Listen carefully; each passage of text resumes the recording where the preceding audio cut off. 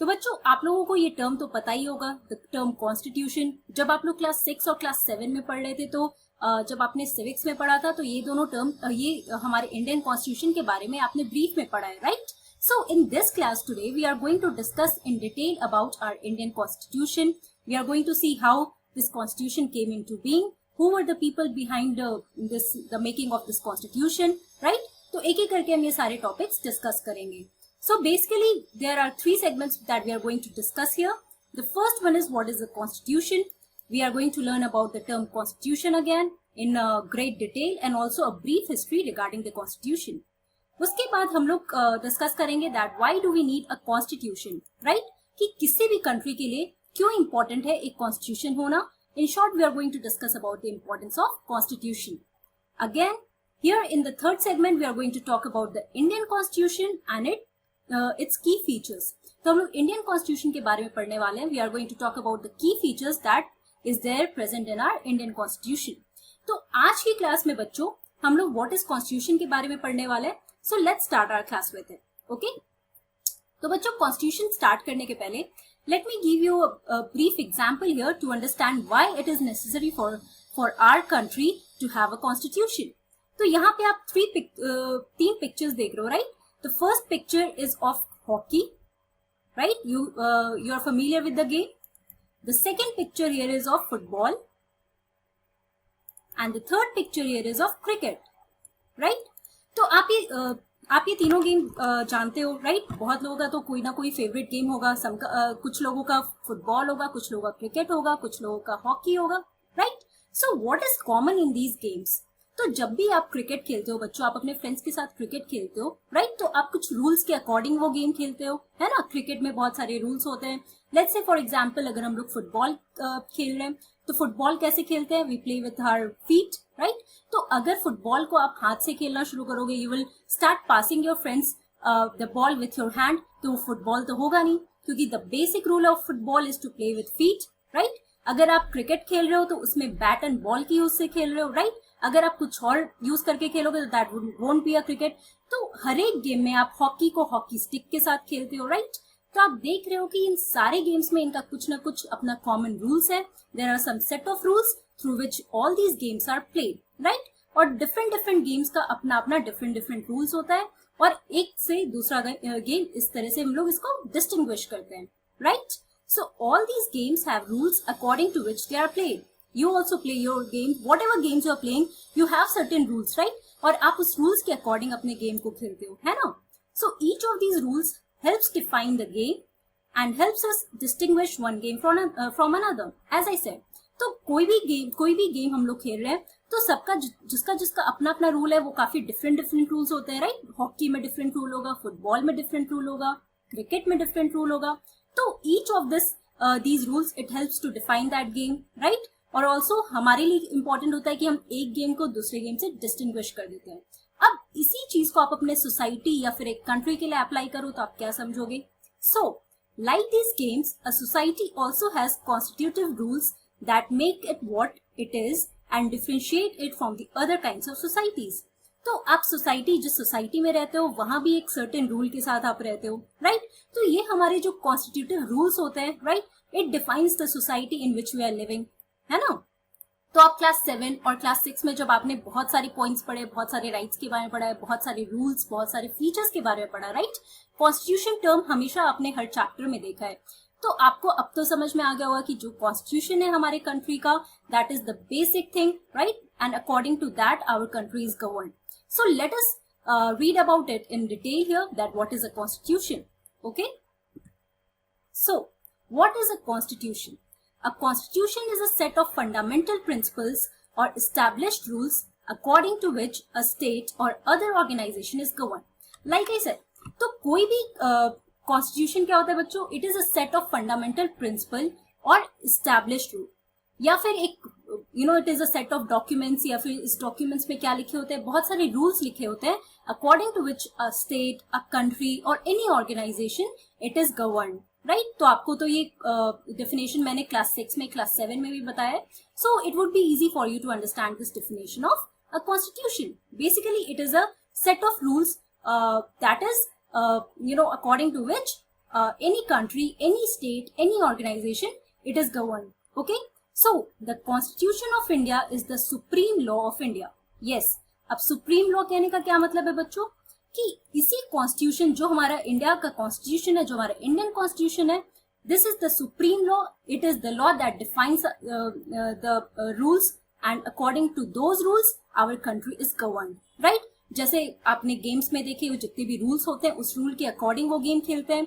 Likewise अगर हमारे country में इतने सारे लोग रह रहे, राइट, सबके अपने अपने पर्सपेक्टिव, सबके अपने अपने पॉइंट्स होंगे, तो एक सेट ऑफ रूल्स तो इंपॉर्टेंट है एक कंट्री को गवर्न करने के लिए. तो एक कॉन्स्टिट्यूशन जो है ये हमारा सेट ऑफ रूल्स होता है, और ये जो भी सेट ऑफ रूल्स इस डॉक्यूमेंट्स में, जितने भी रूल्स लिखे हैं, हमारा कंट्री उसी रूल्स के अकॉर्डिंग गवर्न होता है, right.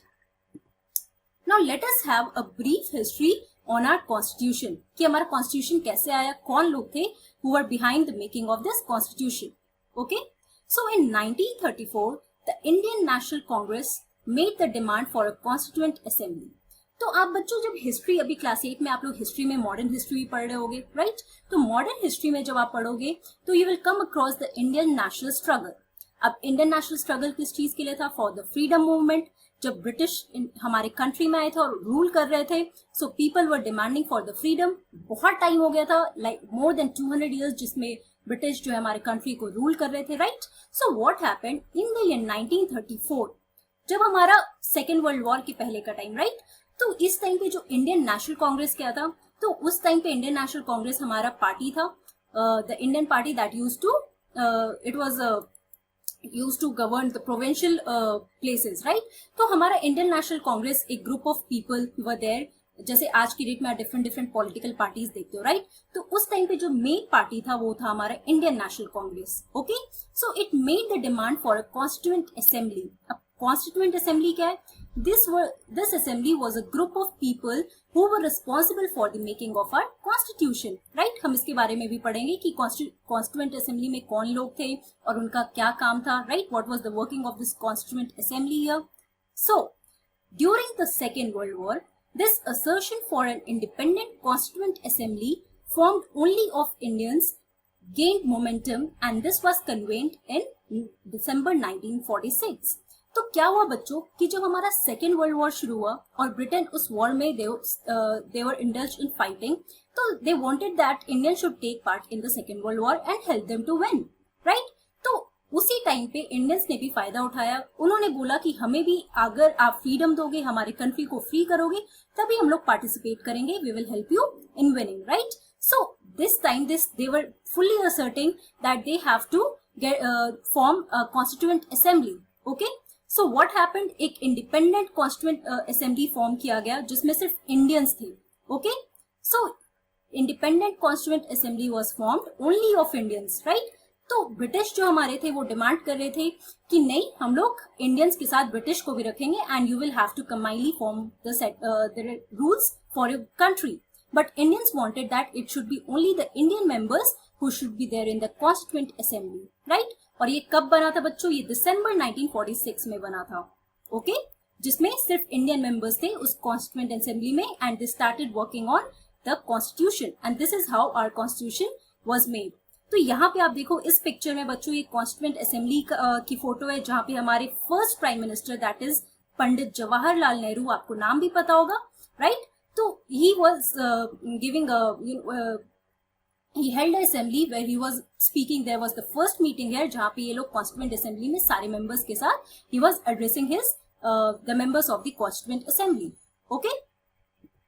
So what happened between December 1946 and November 1949? The constituent assembly drafted the constitution for independent India. Okay.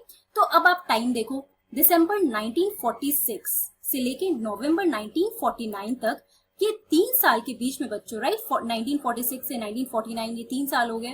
तो इस 3 साल के बीच में the constituent assembly was formed and also they started drafting the constitution for independent India, right. हमारे country को independence कब मिला था? 1947 में, right. So what happened, people who were the members of this constituent assembly, they started drafting the constitution, and the set of rules were made according to which the country is still governed today. And we are going to learn the process in what were the major demands और what were the major concerns of the members जिन्होंने ये constituent assembly में जो ये थे और ये कैसे हमारे कॉन्स्टिट्यूशन को इन्होंने बनाया. Okay, the constitution of India came into force on 26th January 1950. Since then, the day is celebrated as Republic Day. Right? Now you understand the importance of Republic Day here. कि आप हमेशा Republic day कब मनाते हो? 26 जनवरी को मनाते हो, right? तो हमारा कॉन्स्टिट्यूशन किस दिन फोर्स में आया, किस दिन ये लागू हुआ? So it was on 26 January 1950. Now you should remember all these dates because it is important for you कि आपको ये सारे डेट्स और ये सारे टर्म्स जितने भी सबके बारे में पता होना चाहिए, राइट? और 26 जनवरी को इसी दिन हम लोग हमेशा we celebrate this day as Republic Day, right? Now again this is a picture of your constituent assembly here and people are discussing. तो आप देख रहे हो कि सिर्फ ये एक दिन या 2 दिन की बात नहीं है, ये 3 साल लगा, right? After 150 years of being ruled by the Britishers, finally they were given a chance to make their own constitution for independent India. और ये बहुत सोच समझकर, काफी सोच समझकर सारे मेंबर्स ने बहुत डिसीजंस लिए हैं, बहुत इंपॉर्टेंट डिसीजंस लिए. For whom? For the citizen of this country. And today we are being ruled. हमारा जो कंट्री है इस कॉन्स्टिट्यूशन में जितने भी रूल्स दिए हैं उसके अकॉर्डिंग ही वर्क करता है, right? Now you are getting the importance of this constitution here. Now you imagine a world जहाँ पे हमारे कंट्री में अगर ये कॉन्स्टिट्यूशन, अगर ये लॉज नहीं बने होते तो हमारे कंट्री में कितना क्योस होता, राइट? कितने प्रॉब्लम्स होते. और बच्चों, जब हम लोग कॉन्स्टिट्यूशन की बात कर रहे हैं, one more important thing that you should no is preamble. Again preamble के बारे में भी मैंने आपको क्लास 6 में, क्लास 7 में आपने प्रीएम्बल के बारे में पढ़ा था. This is the first page of our constitution and the most important page, right? ये हमारे कॉन्स्टिट्यूशन का आप बोलो तो एक फाउंडेशन है. Now let me read to you this preamble, that is the first page of our constitution. तो आप कोई भी एनसीईआरटी बुक खोलोगे, the most important the first page आप क्या देखोगे? आप हमेशा नोटिस करना बच्चों, आप प्रीएम्बल देखोगे. इसलिए मैं हमेशा एम्फसाइज की हूँ आपको पहले भी that you should know the preamble of your constitution. You should learn it by heart क्योंकि हमारे कॉन्स्टिट्यूशन का the main foundation. Okay, so let me read it to you. We the people of India having solemnly resolved to constitute India into a sovereign, socialist, secular, democratic republic and to secure to all its citizens justice, social, economic and political, liberty of thought, expression, belief, faith and worship, equality of status and of opportunity, and to promote among them all fraternity, assuring the dignity of individual and the unity and integrity of the nation. तो बच्चों, अगर आपको याद नहीं है तो आप एक बार 2-3 बार पढ़ो. यू शुड नो कि हमारे कॉन्स्टिट्यूशन में ये मेन पॉइंट्स क्या है, और ये क्योंकि हमारे कॉन्स्टिट्यूशन के मेन फीचर्स हैं. अगर आपको ये सारे टर्म्स पता होंगे, sovereign, socialist, secular, democratic, republic, justice, liberty, इन सब के बारे में आपने अलग से भी क्लास 7 में पढ़ा है, क्लास 6 में पढ़ा है, राइट? तो ये सारे टर्म्स इसलिए इंपॉर्टेंट है क्योंकि हमारे मेन फीचर्स है हमारे कॉन्स्टिट्यूशन के, justice, liberty, equality, right? So in our constituent assembly the 26th day of November 1949 do hereby adopt, enact and give to ourselves this constitution. तो आपसे कोई पूछे कि हमारा कॉन्स्टिट्यूशन अडॉप्ट कब किया गया था, तो वो 26 नवंबर 1949 को किया गया था, राइट? और ये फोर्स में कब आया था? तो ये 26 जनवरी 1950 में फोर्स में आया था and that day is celebrated as Republic Day today, right? तो आज की क्लास में बच्चों हम लोगों ने क्या पढ़ा? हम लोगों ने कॉन्स्टिट्यूशन के बारे में पढ़ा, that what is a constitution. It is set of rules that is used according to which our country is governed today. Any state, any country, any organization, it is governed through this constitution. Also we read about the preamble here कि preamble हमारे constitution का introduction page है, right? And it is the main foundation of our constitution. और इसके according ये सारे features जो हमारे कॉन्स्टिट्यूशन के वो हमें बताते हैं.